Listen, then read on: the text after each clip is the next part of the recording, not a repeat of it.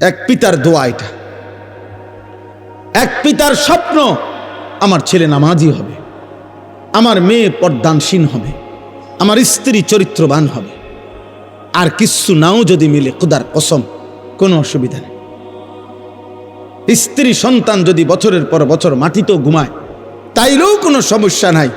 আর বদ্দিন আর নাফরমান যদি কারুনের খাটেও ঘুমায়, যদি কারুনের ধনভাণ্ডারও যদি পায়, অথচ নাফরমান, বেঈমান, বেনামাজি, বেহায়া, চরিত্রবান, অথচ সে কারুনের যত সম্পদ বেটা, ওই সম্পদ যদি তোমার সন্তান পায়, খোদার কসম ওইটা ব্যর্থ, ব্যর্থ, লানতের যোগ্য ছাড়া আর কিচ্ছু না বেটা,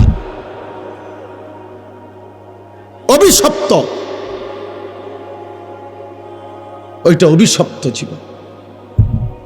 আপনি সন্তান কিছুই পায় নাই, কারুনের সব রাখেন বাইর করে লই, আপনাদেরকে দেখাই। মানে কোরআনুল কারীমের মধ্যে এই কারুনের ঘটনা আছে। তো ওই ঘটনার মধ্যে এই যে আছে যে কারুন যখন রাস্তা দিয়া বের হইতো, এই পরিমাণ ঠাটবাট, শৌর্য, বীর্য, অহংকার এবং চাকচিক্য, জাকজমক দিয়া কারুন বের হইতো। তো তাকে দেখে আশেপাশের মানুষরা আফসুস করত, আফসুস করতো। আল্লাহ কোরআনে ডাইরেক্ট বলছে, আফসুস করতো আর বলতো, আহারে আল্লাহ যদি আমাগরেও কারুনের মতো একটু দিত। এই যে কোরআন শরীফে আছে সরাসরি, ফাখরাজা আলা কওমিহি ফি জিনাতিহি, কারুন তার সাজ সজ্জা জাক জমক নিয়ে বের হতো। তো ক্বালাল্লাযীনা ইউরিদুনাল হায়াতাদ দুনিয়া, যাদের হৃদয় শুধু দুনিয়ার লোভ ছিল, তারা বলতো, ইয়া লাইতা লানা মিসলা মা উতিয়া কারুন, আহা আল্লাহ যদি আমগরেও কারুনের মতো একটু দিত, তাহলে আমরাও একটু সুখে থাকতাম।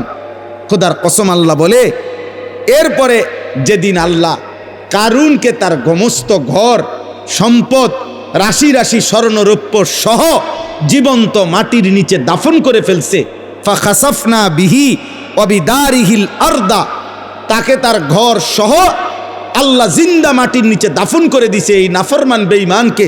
তখন কি হইল? ওয়া আসবাহাল্লাযীনা তামান্নাউ মাকানাহু বিল আমস ইয়াকুলুনা ওয়াইকা আন্নাল্লাহা ইয়াবসুতুর রিজকা লিমান ইয়াশাউ মিন ইবাদিহি ওয়া ইয়াকদির লাউলা আমান্নাল্লাহু আলাইনা লাখাসাফা বিনা। পরের দিন